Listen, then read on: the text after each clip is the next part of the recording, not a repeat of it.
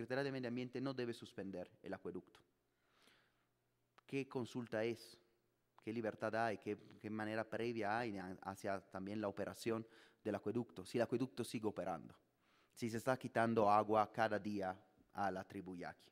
Eso es evidentemente una presión que empuja a la tribu a resolver de manera rápida, porque más rápido resuelve, más rápido puede lograr, digamos, una suspensión del acueducto, una cancelación definitiva. Y es una presión porque, como se decía, el agua no tiene solamente un valor físico, un valor de recursos naturales para la tribu yaqui, sino que tiene todo un valor cultural para ellos. El agua, como la tierra, son los dos elementos para la tribu yaqui por la cual pueden ir a la guerra, pueden combatir porque en sus antepasados le han dicho de quedarse en ese territorio porque allí había agua, allí había ese tipo de tierra. Entonces es un aspecto fundamental de su vida, de su cultura, de su esencia misma como pueblos indígenas. Siempre me ha, digamos, impresionado cómo la tribu yaqui todo eso lo tiene muy claro y lo expone cada vez que tiene posibilidad de contarlo. Cuando fuimos a hablar con los ministros de la Suprema Corte, los responsables, los representantes de la tribu yaqui señalaban: con el acueducto no nos están matando uno por uno, pero nos están matando como pueblos, porque ya no podríamos vivir allí. Entonces cada quien deberá ir a Hermosillo, a Ciudad Obregón, al DF, a cualquier tipo, a Estados Unidos, a ciudades, a trabajar de lo que sea, pero se va a perder su esencia como pueblo. Por eso la importancia, digamos, del nivel, digamos, de impacto cultural del acueducto. Y también la Corte dijo que la consulta debe ser informada. En ese sentido, la manifestación de impacto ambiental que fue presentada en 2010, en el año 2010, en noviembre de 2010, no contiene ningún elemento que permita evaluar cuál va a ser el impacto del río. O sea, presentaron, la propuesta de acueducto y solamente evalúan cuánto el tubo puede afectar los árboles donde va a ser puesto. Pero no han calculado si quito tanta cantidad de agua del río, ¿qué va a pasar río abajo sobre el río? Y en ese sentido, yo le quiero hacer un llamado. Me imagino que la mayoría de ustedes son de la Facultad de Ciencias.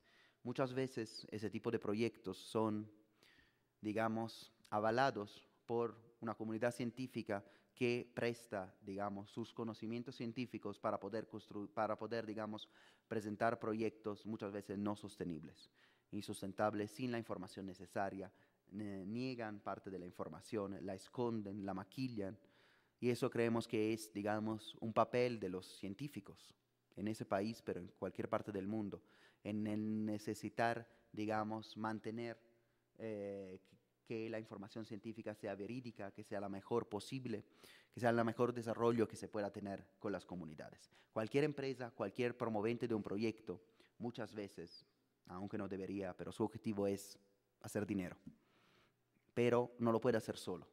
Necesita de muchos profesionales, abogados como somos nosotros, científicos, ingenieros, filósofos, literatos, y todos ellos deben, digamos, o pueden participar desde un punto de vista quizá un poco más social, aprobando o aportando, digamos, sus conocimientos hacia, digamos, el interés público, que no es el interés de uno, aunque sea el Estado. Y en ese sentido, después de la sentencia de la Suprema Corte, estamos ahorita en la etapa jurídica que se llama de la ejecución de la sentencia. Contarles algunos episodios que nos hacen pensar cómo, a pesar que existan normas jurídicas, sigue la discriminación hacia los pueblos indígenas, también de las instituciones judiciales. La sentencia fue emitida el 8 de mayo de 2013, fue notificada el 27 de junio, casi 2 meses después. En el mientras que no había sido notificada, existía la sentencia, todos sabían de la sentencia que se había otorgado el amparo hacia la tribu yaqui, pero la Secretaría de Medio Ambiente no estaba, digamos, informada oficialmente de la sentencia, de lo que tenía que hacer. Entonces, esos 2 meses se perdieron por trabas, por problemas que hubo adentro de la Suprema Corte de notificar ese tipo de sentencia. En teoría, una sentencia de amparo, sobre todo, una sentencia que es sobre derechos fundamentales, sobre los derechos humanos, debería ser notificada con la máxima celeridad. Sin embargo, en ese caso no se dio. Sucesivamente, la Secretaría de Medio Ambiente recibe la notificación de la sentencia y descubre que la Suprema Corte, el día antes de la sentencia, había emitido una suspensión judicial contra actos futuros que podían quitar el agua a la ciudad de Hermosillo. Como se dijo, el acueducto de dependencia tiene en teoría el objetivo de llevar el agua para consumo humano a la ciudad de Hermosillo. Eso nosotros en lo personal tenemos muchas dudas sobre esa parte, sobre todo porque el mismo gobierno de Hermosillo, perdón, el gobierno del estado de Sonora, nel presentar ese tipo de propuesta, dijo que Hermosillo tenía el 98% de cobertura de agua y que el acueducto le servía nada más por el 2% que faltaba. Otra duda es que la manifestación de impacto ambiental, el acueducto va a ser construido por una empresa, por un consorcio de empresas que se llama Mineras del Desierto. Yo no entiendo cómo una empresa que se llama así se dedica a construir acueductos. Se hubiera podido llamar Agua para Todos o Acueductos Libres, no sé, pero Mineras del Desierto es particular. Y de hecho hay noticias de mineras en las zonas que quieren, digamos, instalarse. Y las mineras necesitan agua, mucha agua. Entonces la Corte, el día antes de la sentencia Loyaki, da esa suspensión contra actos futuros. Si hablan con cualquier abogado, se lo enseñan al primer semestre de la clase de Derecho, no se puede presentar una demanda en contra de actos futuros. Es como si yo presentara una demanda porque tengo el miedo que me detienen, pero no tengo ningún elemento, no hay ninguna orden de aprehensión que me detiene. No, cualquier juez la va a desechar. La Suprema Corte la admitió y emite una suspensión. La Semarnat tiene la suspensión y tiene la sentencia y le parecen contradictorias porque evidentemente son contradictorias. Entonces presenta a la Suprema Corte una aclaración de sentencia. Le dice, ¿qué debo hacer? Tengo esos dos elementos. Corte, por favor, defíneme cómo me tengo que mover. Generalmente la Suprema Corte tiene la práctica de no aceptar ninguna aclaración de sentencia, porque la sentencia está clara, la sentencia la da el máximo tribunal y generalmente explica cuáles son los efectos de la sentencia. Sin embargo, en este caso admite la aclaración de sentencia y en esa admitiendo esa aclaración de sentencia, eso pasa como a mitad de julio, entra el periodo vacacional, entonces la aclaración de sentencia se decide el 7 de agosto. Estamos a 3 meses desde cuando se otorgó la sentencia, cuando el máximo tribunal mexicano reconoció la violación de derecho. Y la aclaración de sentencia dice cosas obvias. Repite que se tiene que dejar sin efecto la manifestación de impacto ambiental, que se tiene que hacer la consulta, reitera que la Semarnat no tiene que suspender el acueducto. Sin embargo, la Corte le dice a la Profepa, a la Procuraduría Federal de Protección al Ambiente, que también había solicitado la aclaración de sentencia porque también está en el amparo, que la Profepa tendrá que actuar en base a sus competencias, en base a sus facultades que le otorga la ley. Y la Corte concluye diciendo que al advertir un daño irreparable a la tribu Yaqui, se tiene que suspender el acueducto. Le quisiera preguntar si usted qué piensan, o sea, el hecho de quitar agua de un río es irreparable. ¿Cómo se la meto otra vez, cada gota de agua que estoy sacando? A nosotros nos parece evidente que el daño es irreparable, porque no hay forma.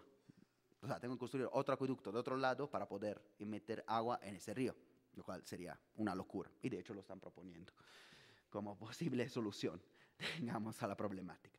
Sin embargo, a la fecha, el acueducto no está suspendido. Hemos presentado denuncias a los órganos adecuados, hemos presentado denuncias a nivel internacional, a nivel nacional, estamos asesorando a la tribu Yaqui en todas las mesas de diálogos que tiene con las secretarías de Gobernación, con la Secretaría de Medio Ambiente, con la Comisión de Desarrollo de Pueblos Indígenas, pero a la fecha el acueducto no está suspendido. Y por eso, y porque la sentencia no llegaba, desde el 28 de mayo la tribu Yaqui está bloqueando la carretera número 15 en Sonora. Quiero concluir comentándole que, bueno, nosotros seguiremos asesorando a la tribu Yaqui en todo su proceso de ejecución de sentencia. Ojalá logramos que se cumpla con el Estado de Derecho. Pero ese caso es un caso paradigmático de lo que pasa en México con las sentencias en materia ambiental. Como se expuso, la legislación ambiental muchas veces viene olvidada por parte de las autoridades, pero no solo. También cuando hay sentencias muy claras que otorgan derechos o reconocen derechos a personas, a comunidades y obligan a parar un determinado tipo de proyecto, no se cumple.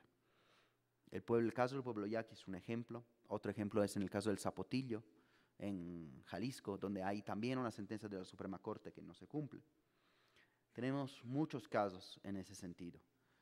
Creemos un problema democrático de Estado de Derecho. Es un problema que el Poder Ejecutivo no está respetando lo que le dice el Poder Judicial. Y en un Estado de Derecho los tres poderes deben ser diferentes, deben ser autónomos y deben controlarse el uno con el otro, porque si no, no funciona la democracia. Y en ese momento no se está realizando. Por un lado, el Poder Ejecutivo no cumple con la sentencia del Poder Judicial. Por otro lado, el Poder Judicial no está, digamos, usando todos los métodos que tiene para poder hacer cumplir con la ley.